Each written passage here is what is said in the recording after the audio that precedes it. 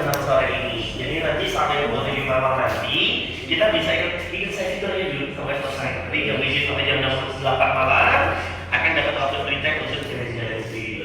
Dan nanti selama di dalam bisa diperhatikan untuk tidak melewati garis kuning.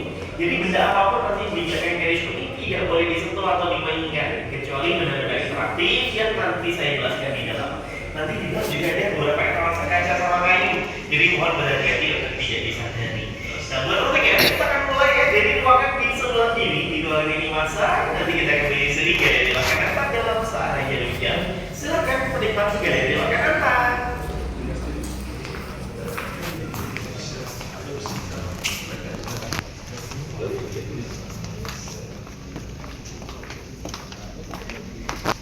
Bu. Boleh kan divideokan, Pak? Oh boleh, silakan.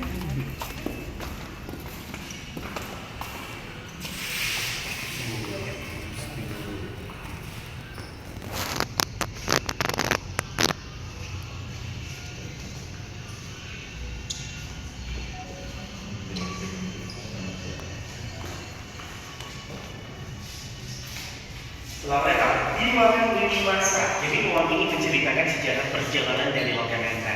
Nah, Lokananta berdiri karena keresahan dari Raden Maladi yang di tahun 50-an menjabat sebagai dirjen di RRI. Nah, Raden Maladi waktu itu besar karena kebanyakan lagu-lagu yang diputarkan di RRI saat itu malah lebih banyak lagu-lagu barat. Jadi seperti lagu-lagunya Elvis Presley atau lagu-lagunya Frank Sinatra. Nah, waktu itu RRI masih tinggi sekali memutar lagu-lagu Indonesia. Pilihan kita untuk materi siaran radio ini harus impor dulu dari negara lain. Nah, makanya untuk mengatasi hal tersebut, Raden Maladi punya ide untuk mendirikan pabrik piringan hitam dan label rekaman milik negara yang tujuannya untuk menyuplai atau memproduksi konten-konten siaran buat 18 cabang RRI pada tahun 50-an. Nah, maka di tanggal 29 Oktober 1956 akhirnya berdirilah Lokananta. Musisi-musisi Lokananta biasanya adalah alumni dari peserta bintang radio. Jadi kalau mungkin disamain ya kayak hari ini, bintang radio ini mungkin Indonesia Idol. Betul banget kayak Indonesian Idol zaman sekarang ya. Nah, waktu itu memang acaranya lebih meriah lagi karena biasanya di malam finalnya akan dihadiri langsung sama Presiden Soekarno. Nah, jadi ini fotonya Bung Karno ya untuk menyelamati pemenang bintang radio di tahun 60-an ada Ibu Waljina. Mungkin ada yang pernah dengar ya nama Ibu Waljina, salah satu legenda Keroncong di dunia keroncong. Nah, jadi selain Ibu Waljina, kalau dilihat di sebelah sini ada foto-foto para pemenang bintang radio lainnya. Hai, di belakang boleh ya kalau ikut lihat ke depan silakan. Ini ada fotonya Big Slamet. Nah, ini langsung ketahuan ya ini fotonya yang jadi Puspa. Nah, bahkan di sebelah kirinya teman-teman di nomor 1, Lokananta masih menyimpan CV dari Eyang Puspa untuk Lokananta pada tahun 59. Bahkan teman-teman kalau lihat di sini ya, beliau di CV-nya masih menuliskan nama aslinya. Ternyata nama aslinya Titik Puspa adalah Sumarti, teman-teman. Nah, Lokananta ini bagian dari upaya negara untuk bisa mendukung industri musik nasional. Sama seperti ketika pemerintah Korea Selatan mendukung industri K-pop di tahun 90-an. Nah, Lokananta Indonesia itu sudah mulai 30 tahun sebelum ada pemerintah Korea Selatan mendukung K-pop ya, jadi di tahun 1960. Salah satunya Bung Karno pernah melarang segala jenis musik-musik barat seperti jazz, rock and roll, atau jajaja untuk bisa didengarkan, dibawakan atau diputar untuk mendukung musisi-musisi dalam negeri, teman-teman. Nah, beliau menganggap musik-musik barat itu sebagai bagian dari imperialisme kebudayaan atau penjajahan kebudayaan. Dan beliau menganggap semua musik-musik seperti itu disebut sebagai musik-musik ngak-ngok atau tiruan dari suara biola yang besar. Nah, jadi tujuan Lokananta itu untuk memfasilitasi musisi-musisi dari berbagai daerah ya untuk bisa menyalurkan karyanya buat Lokananta dan diputar di RRI.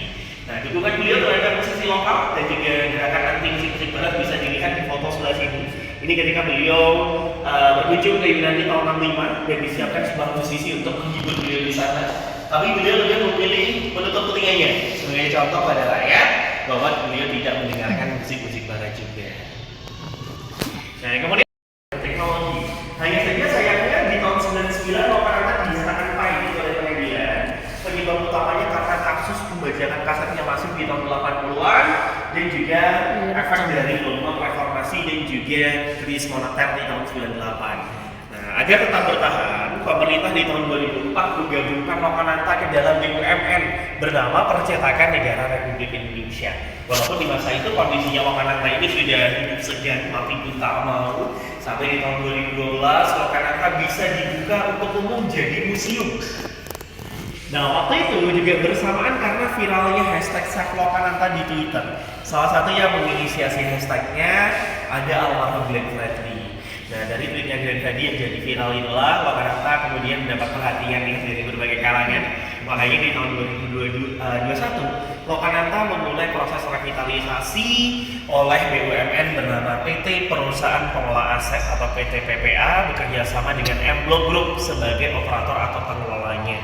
Jadi teman-teman mungkin kalau pernah main ke Jogja ada JNM Block, dan di Jakarta ada M-Block Space sama Post Block. Nah, Lokananta masih jadi satu bagian pengelolaan dengan M-Block Group sampai pada akhirnya dibuka lagi di bulan Juni 2023. Nah, sejak kerjasama dengan M-Block, kawasan Lokananta nggak cuma dijadiin museum aja, tapi juga dijadikan sebagai ruang kreatif atau kreatif hub untuk dilakukan kolaborasi dengan berbagai pihak ya. Jadi makanya sering banget ada event di Lokananta, khususnya minggu ini. Kalau lihat di sebelah ke pendopo tadi ada berbagai instalasi ya, karena kita lagi ada M-Block Design Week. Jadi pameran desain dari seluruh desainer yang ada di Indonesia, tidak cuma desain grafis, tapi juga ada desain arsitektur, ada desain produk. Nah, caranya nggak cuma pameran aja, tapi juga workshop yang bisa kepoin nanti di Instagram kami. Nanti masih bisa kembali lagi ke ruangan ini, kita akan lanjut dulu ya ke ruangan ini.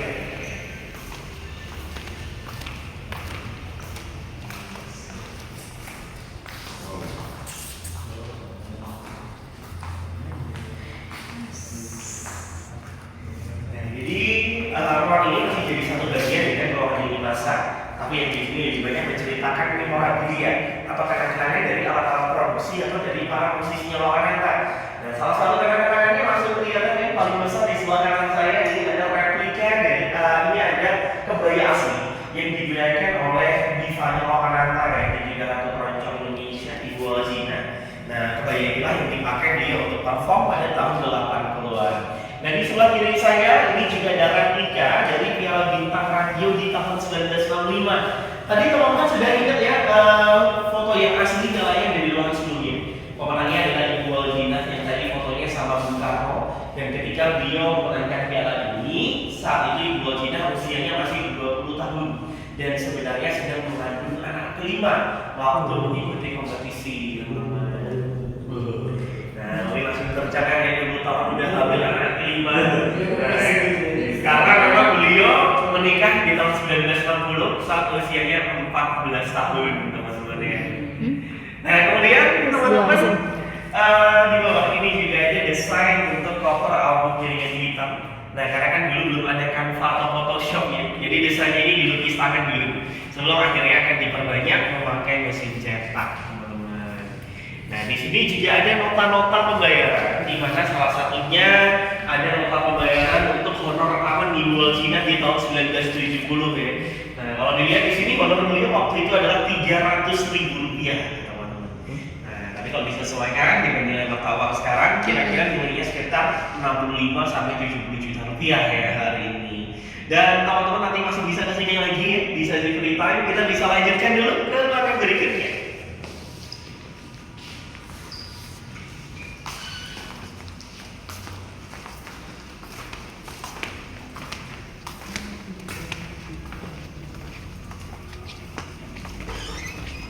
Silakan, nanti ke kanan akan ada kursi, kursinya boleh dipakai duduk ya. Silakan.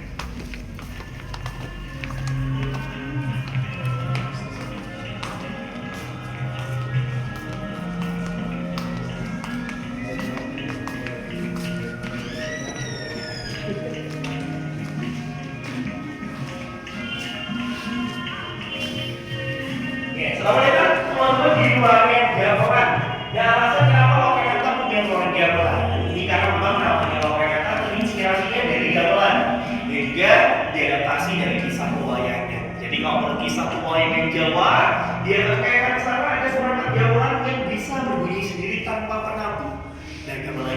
suara yang merdu sekali karena dipakai untuk menghibur dewa-dewi di kayangan. Nama gamelan yang ada di atas kayangan itu disebut gamelan Lokananta.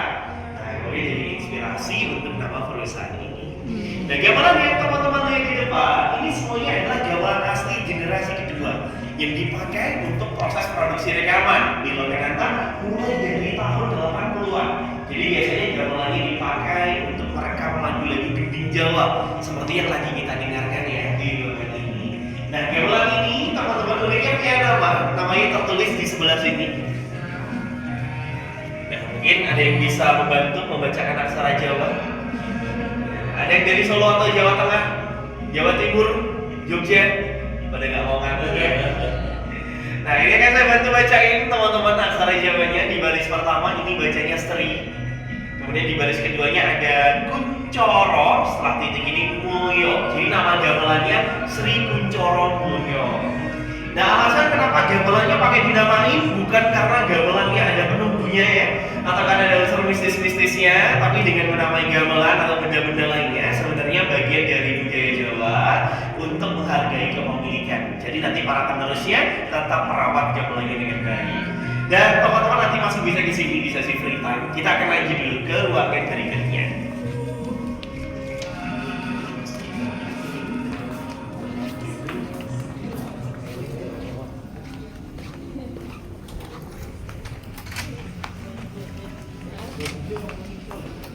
Mari teman-teman bisa masuk dulu ya ke ruangan berikutnya.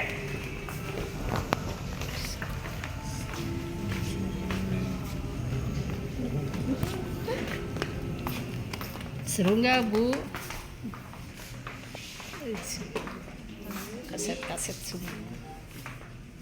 CD. Selamat datang di ruangan diskografi. Jadi ruangan ini spesial karena tidak semua pengunjung dibolehkan masuk ke ruangan ini.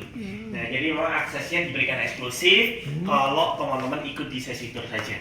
Jadi setelah kita berpindah ke ruangan berikutnya, ruangan ini tidak bisa dikunjungi lagi. Kalau mau difoto-foto boleh ya, silakan.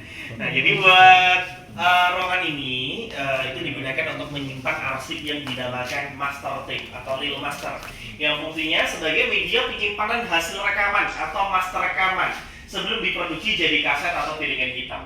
Jadi kalau sekarang kan kita menyimpan hasil rekaman sudah dalam bentuk file digital ya. Mungkin teman-teman sekarang sudah mengenali sekarang ada format MP3 atau WAV misalnya ya. Nah, karena dulu belum ada teknologinya, jadi media penyimpanannya masih dalam bentuk fisik teman-teman seperti ini. Nah, ini bentuk dari master tape teman-teman atau reel master ya.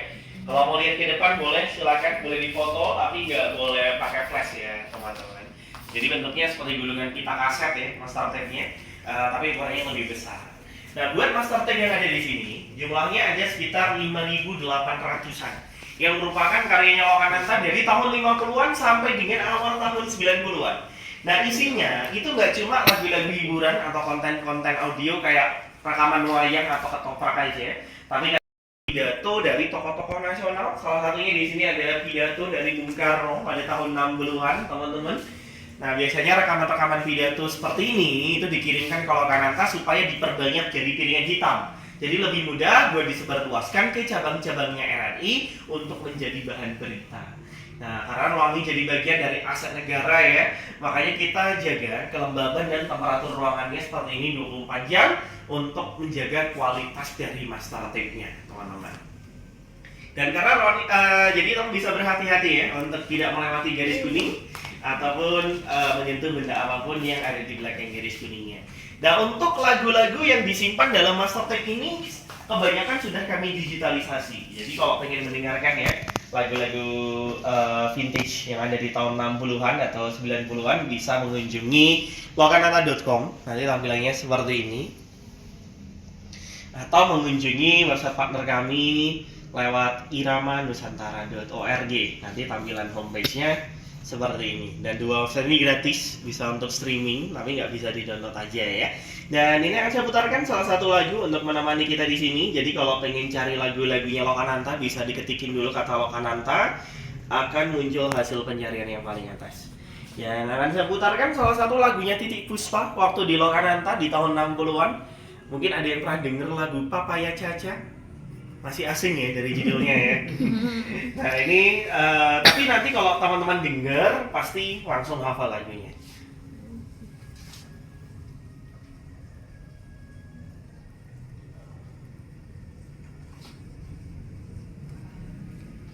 Nah ini lagu Papaya Caca dari Titiek Puspa.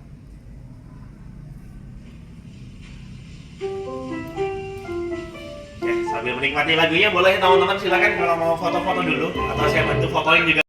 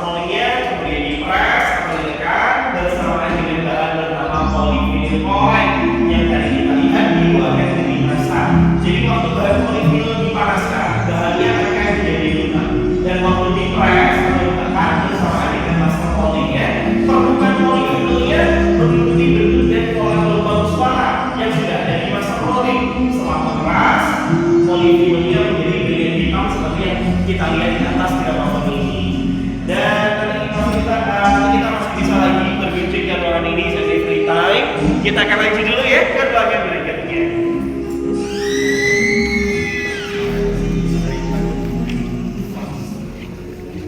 Nah kan bisa ke sebelah sini.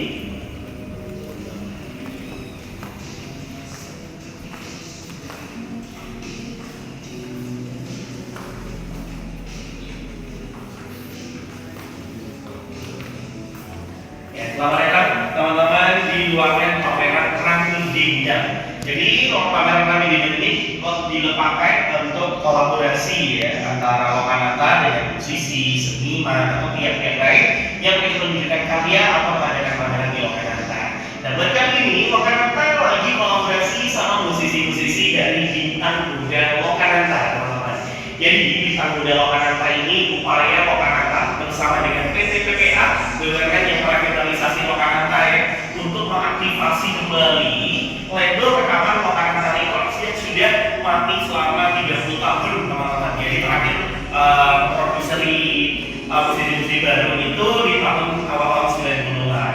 Nah, jadi kemudian Lokananta itu membuat audisi, ada sekitar 188 peserta dari berbagai kalangan ya, teman-teman di seluruh Indonesia untuk mengirimkan demo lagu mereka ke Lokananta. 12 yang terbaik diajak untuk tampil di acara Studio Gigs yang ada di Desember tahun kemarin, dan 5 yang terbaik akan diajak rekaman dan juga dibuatkan album kompilasi oleh Lokananta, teman-teman, sekaligus dimentoring juga ya sama mentor-mentornya Lokananta. Dan 3 yang terbaik akan diajak tur di jaringan Unlock yang ada di Jogja, di Jakarta dan juga Solo, teman-teman. Nah, ini semuanya adalah keseruan ya selama proses penjaringan sampai tur tadi. Nah, dan alhamdulillah ini 5 pemenang yang kita jadikan album kompilasi Bintang Muda Lokananta volume 1. Ada Skip, ada Rizky Panjali, ada Bang Osman, Orek Kayu, dan juga Sextrum of the Youth. Dan lagu mereka sudah bisa didengarkan teman-teman di Spotify. Nanti bisa dicari nama playlistnya Seleksi Lokananta. Mulai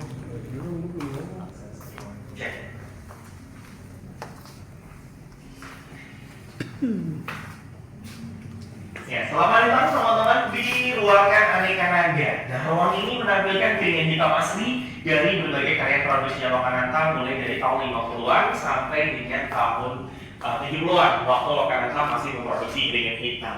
Hanya saja untuk cover album piringan hitamnya yang seperti ini memang sudah hasil replika dari cover aslinya. Nah, musisi-musisi yang berkarya untuk Lokananta sebenarnya juga datang dari berbagai macam genre, teman-teman ya. Jadi seperti yang tadi kita dengar ya, ada Titi Puspa yang genrenya pop. Kita juga punya musisi pop lainnya seperti band Aneka Naga di sebelah kanan saya. Nah, band Aneka Naga ini punya drummer yang dipanggil Toes. Dan Toes ini sebenarnya nama samaran dari Guntur Soekarno Putra, anak dari Presiden Soekarno. Lokananta juga punya musisi bergenre rock and roll, teman-teman, dibawakan oleh sebuah band bernama Remaja Bahana. Pokoknya di sebelah sana. Nah, Lokananta juga punya musisi bergenre jazz. Salah satunya di sini ada Budi Chen yang pernah disebut jadi Best Pianist of Asia pada tahun 1960-an. Lokananta tentunya juga punya musisi keroncong. Siapa lagi yang membawakan kalau bukan divanya Lokananta yang Wang Zina? Mungkin langsung bisa dilihat kalau ada banyak album beliau di ruangan ini, karena memang beliau berkarir di Lokananta sejak masih berusia 12 tahun di tahun 1958. Jadi ketinggalan, Lokananta punya musisi yang satu ini. Mungkin ada yang pernah dengar nama S. Darsyad Kisowo sebelumnya. Belum pernah ya. Nah, teman-teman kalau belum kenal sama beliau sudah pasti kenal semua sama cucunya, Didi Aldiano. Nah, jadi beliau ini juga penyanyi keroncong, teman-teman ya. Pada tahun 60-an sampai tahun 80-an ya.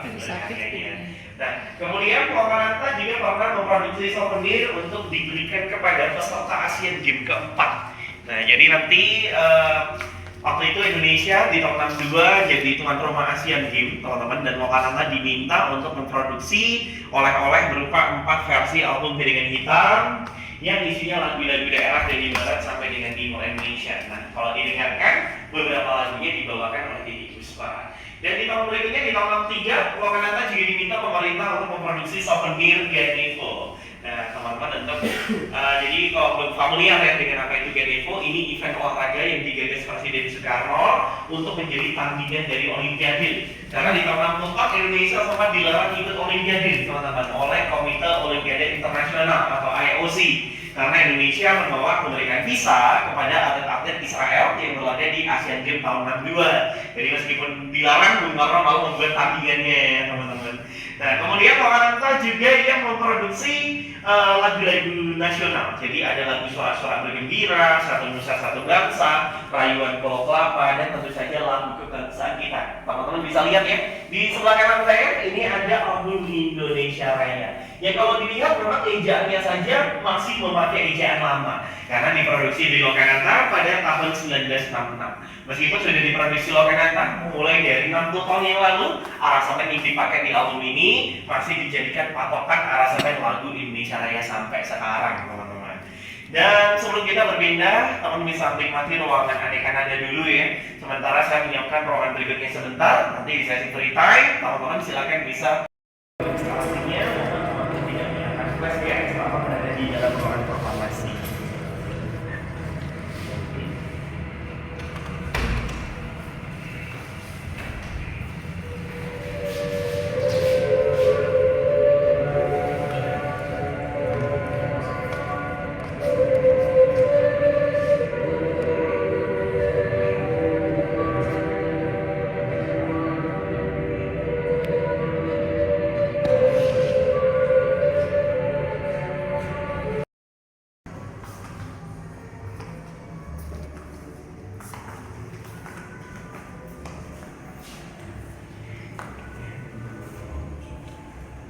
Selamat datang teman-teman di ruangan makanan restoran. Jadi buat konsep dan temanya kita selalu ganti setiap 6 bulan sampai 1 tahun sekali.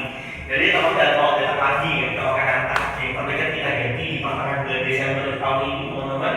Nanti bisa menikmati Okananta dengan experience yang berbeda. Nah buat kali ini temanya Senandung Okananta, Sahabat Keroncong Surakarta. Jadi yang pertama kamu bisa melihat di sini ada buku-buku dan dokumen yang kami gunakan untuk riset pameran ini, juga sejarah dari musik keroncong. Jadi keroncong itu ternyata bisa ada karena bangsa Portugis di awal abad ke-16 hentikan Maroko sampai ke Selat Malaka. Karena urusan perdagangan, banyak warga Portugis ini memilih menetap di Kampung Tugu Batavia, teman-teman. Dari warga Portugis yang ada di Kampung Tugu, akhirnya terjadi akulturasi budaya antara budaya musik Portugis dan budaya musik lokal. Sehingga mulai tahun mulai di abad ke-18 mulai dikenalkan musik keroncong, teman-teman. Nah, sejak saat itu keroncong makin populer dan makin viral sehingga di tahun 1915 diadakan keroncong koncourse, lomba keroncong yang diadakan di taman-taman kota yang ada di Batavia, salah satunya di Bangal Park yang sekarang menjadi Masjid Istiqlal. Dan di tahun 20-an agenda keroncong koncourse diselenggarakan di kota Solo. Kalau di Solo diselenggarakan di Taman Segaran Sriwedari, teman-teman. Dan di tahun 27 akhirnya tercatat nama Eni Lendo sebagai juara keroncong koncourse pertama. Ini berasal dari kota Solo. Nah, siapakah Eni Lendo ini? Kita akan kenalan dengan beliau ya di luar negeri. Silakan.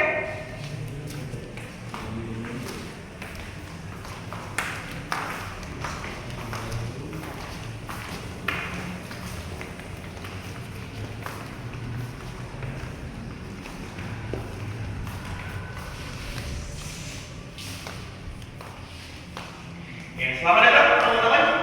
Jadi kalau di Amerika sana ada musisi bernama Stevie Wonder ya. Jauh sebelum itu Solo sudah punya Eni Lendo yang juga seorang penyandang tunanetra, teman-teman. Jadi beliau ini orang Solo asli, orang Jawa asli. Nama aslinya saja sebenarnya Sugeng, teman-teman. Walaupun Sugeng nggak umum ya untuk nama perempuan. Dan kemudian beliau ini memang diadopsi sama orang Belanda, namanya Anton Ferdinand Lendo. Nah ayah angkatnya inilah yang memberikan nama Eni Lendo yang juga memilih beliau jadi musisi keroncong. Sampai pada akhirnya Eni Lendo berhasil menjadi keroncong koncourse saat usianya masih 14 tahun. Nah sejak saat itu beliau makin terkenal dan sering diajak tampil dan juga rekaman dengan orkes-orkes keroncong terkenal pada masanya. Salah satunya ini ada foto dari Eni Lendo bergabung ke orkes bernama Live Java di tahun 39. Nah mereka semua sedang rekaman di Singapura untuk label Columbia Records ya teman-teman. Di Columbia Records itu yang label rekamannya Katy Perry, Mariah Carey, ada BTS. Jadi sebelum mereka semua dikontrak sama Columbia Records, nah udah ada orang Solo duluan ya ternyata bernama Eni Lendo. Nah di sini juga ada radio-radio yang turut mempopulerkan keroncong sejak zaman Hindia Belanda. Jadi ada radio Nino, radio swasta punya Belanda yang punya banyak jaringan di berbagai kota. Mereka siaran pakai bahasa Belanda dan siarannya pun sebenarnya lebih banyak lagu-lagu Belanda atau lagu-lagu klasik barat. Tapi karena keroncong jadi banyak peminatnya, akhirnya radio Nino menyiarkan keroncong juga.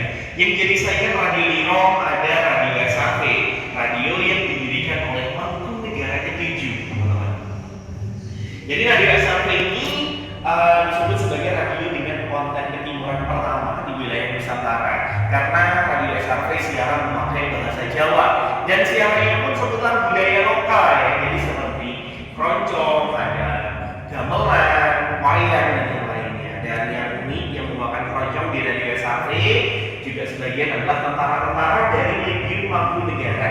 Jadi waktu tentara ini lagi berperang mereka dikaryakan menjadi musisi keroncong. Setelah kemerdekaan, radio ini diambil alih oleh pemerintah untuk dijadikan RRI Solo. Bahkan pegawai-pegawai dan juga pengurus di radio SRV ini diangkat menjadi pegawainya RRI Solo sekaligus pegawainya Lokananta juga waktu Lokananta baru berdiri, teman-teman.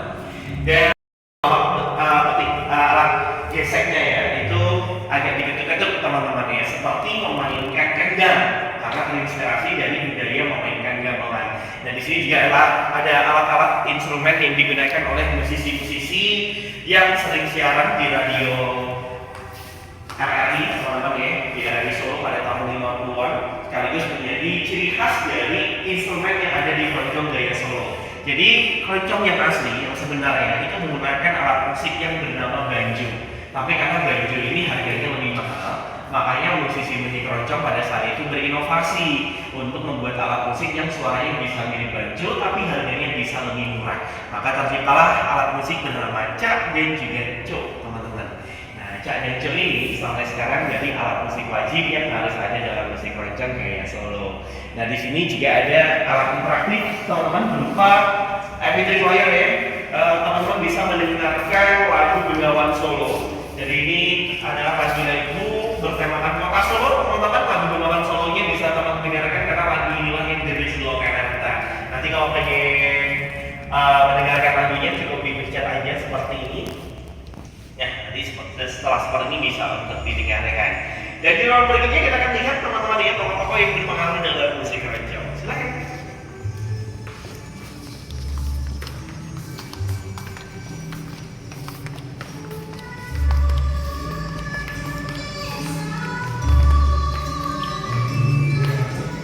Ya, kalau ada teman-teman di bagian terakhir pemandangan Senandung Lokananta sahabat keroncong Surakarta.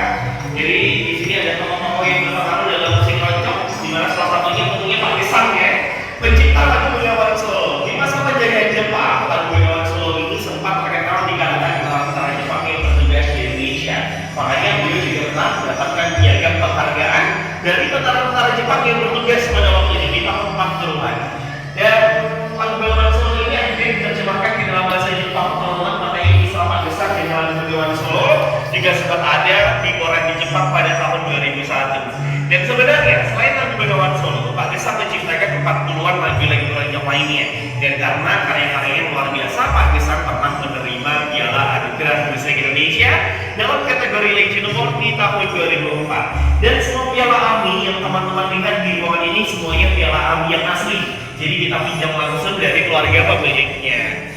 Nah, ada juga yang berpengaruh di musik keroncong ya, tak cuma dari kalangan musisi tapi juga politisi bernama Raden Maladi. Jadi beliau kalau masih ingat ya teman-teman adalah pendiri dari Lokananta. Nah, setelah mendirikan Lokananta, beliau diminta untuk menjadi Menteri Penerangan sekaligus Ketua Umum PSSI. Karena di tahun 30-an Raden Maladi adalah kiper dari Persis Solo. Nah, selain jadi kiper, beliau waktu itu juga menjadi pencipta lagu dengan nama Samara Harimah yang artinya Ayo Rebut Indonesia Merdeka. Karena lagu-lagu yang dia buat pada waktu itu temanya tentang perjuangan rakyat. Dan kemudian Raden Maladi ini juga adalah pendiri dari HAMKRI, Himpunan Artis Musik Keroncong Indonesia, untuk membantu musisi-musisi keroncong seperti Pak Gesang ya untuk melakukan pembajakan dan juga mendapatkan royalti. Ada juga Ismanto, di mana Pak Ismanto ini di sepanjang karirnya terlibat dalam rekaman 500 lagu-lagu keroncong, teman-teman. Ada juga di Fanya Lokananta, Walzina, yang gak cuma terkenal di Indonesia tapi juga terkenal di mancanegara. Nah, beliau pernah tampil di Jepang, pernah tampil di Belanda, bahkan sampai ke Suriname. Sampai-sampai salah satu jalan di Suriname namanya Walzina Street, teman-teman. Saking terkenalnya beliau di sana. Ini ada buku-buku cerita tentang Ibu Walzina yang bisa dibaca tapi tidak boleh dibawa ke ruangan. Dan memang sepanjang karirnya ya, sampai dengan awal tahun 2000-an, beliau terlibat dalam rekaman 1.700-an lagu-lagu keroncong. Nah, karena dedikasinya luar biasa, Ibu Walzina ini juga pernah menerima Piala Anugerah Musik Indonesia dalam kategori Legend Award di tahun 2013. Teman-teman nanti masih bisa kesini di sesi berita. Kita akan lanjut dulu ke ruangan berikutnya.